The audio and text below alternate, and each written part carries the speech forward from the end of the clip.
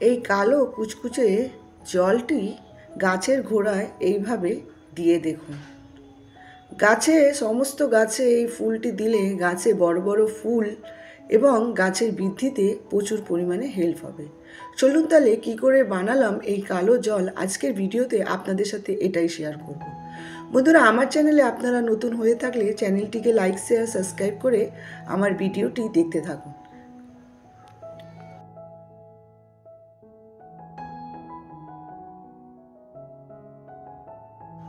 Hello everyone, welcome back to my channel tips and blog with Meena. আমি মিনা আমার বাগানে কিছু ভিডিও আপনাদের সাথে আজকে শেয়ার করছি।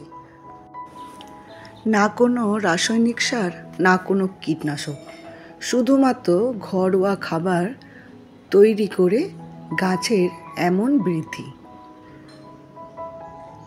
চ্যানেলে যদি নতুন হয়ে থাকেন সাবস্ক্রাইব করে আমার পাশে থাকবেন।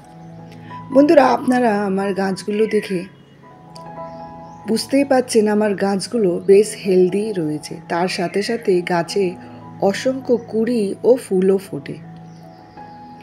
এইরকম প্রতিটি গাছে ছোট ছোট ফুল আমার সবসময় ফুটে আমার মন ভরিয়ে তোলে।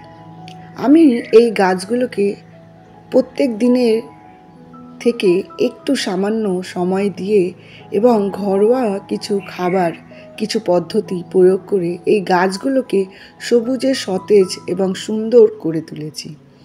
আজকের ভিডিওতে আমি এটাই শেয়ার করব, কোনো রকম কীটনাশক বা রাসায়নিক সার বা কোনো অন্যরকম বাইরের খাবার না দিয়ে ঘরোয়া খাবার দিয়ে গাছগুলোকে আমি কিভাবে যত্ন করি। বন্ধুরা, আমার প্রত্যেকটা গাছই আপনাদের ঘুরিয়ে দেখে দিলাম। গাছের যদি কোনো সমস্যা হয়, যেমন গাছের পাতা হলুদ হয়ে যাওয়া, গাছে মিলিবাগ আসা বা গাছ ঝিমিয়ে পড়া, এই সমস্ত কিছুতেই আমি কিন্তু ঘরোয়া খাবার দিয়েই কাজ করে থাকি। গাছে অসংখ্য কুঁড়ি এই খাবার থেকেই চলে আসে। এর জন্য আলাদা করে কোনো রকম কিছু আমার ব্যবহারও করতে হয় না। যেহেতু এখন সবেই বর্ষাকাল গেছে, তাই গাছগুলো অনেকটাই সবুজে সতেজও রয়েছে। এরপরে আমি যেইভাবে খাবার দিই সেটাই আপনাদের আজকে দেখিয়ে দেব। এছাড়া আগেও আমার কয়েকটি ভিডিওতে আমি আপনাদের সাথে শেয়ার করেছি ঘরোয়াভাবে আমি কিভাবে গাছের ট্রিটমেন্ট করে থাকি। আজকে যেই খাবারটি বলবো সেটা আর কিছু নয়, আমাদের ঘরের রান্নাঘরেই পাওয়া যায়।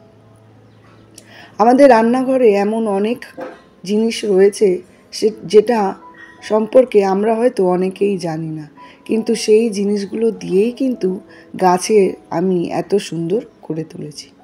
যেমন হচ্ছে চায়ের পাতা এবং হলুদ।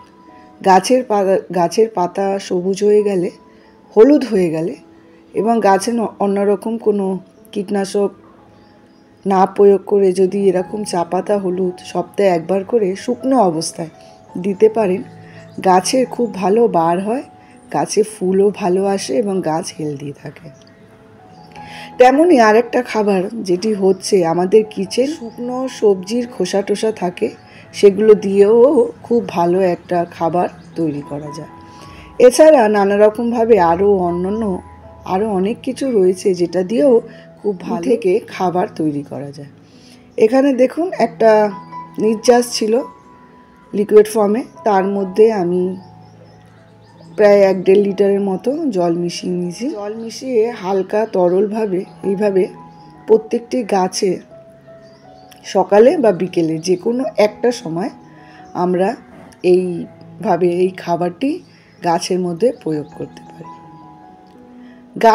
যে কোনো গাছে যখন খাবার প্রয়োগ করবেন তার জন্য সকাল বা বিকেল এই দুটো সময়ই একদম সঠিক। অন্যান্য রাতে বা দুপুরে খাবার নিতে যাবেন না, কারণ গাছের রুট অনুযায়ী কিন্তু খাবার দিতে হয়। গাছ যতটা এনার্জি নিতে পারবে সেই সময় যদি দেওয়া হয় তাহলে খুব ভালো হয়।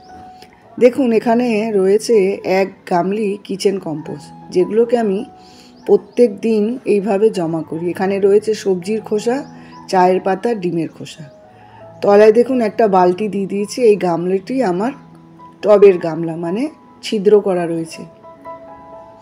এবার দেখুন এই সবজির খোসা গলে পচে যে জলটা বের হয়, সেই জলটা আমি এরকম নিচে একটা বালতির মধ্যে স্টোর করি, এবং যখন বেশ অনেকটা 1 কাপ বা 1 গ্লাসের মতো হয়ে যায়, তখন সপ্তাহে একবার করে আমি গাছে পাতলা করে জল মিশিয়ে পাতলা করে প্রত্যেকটা গাছে 1 কাপ 1.5 কাপ।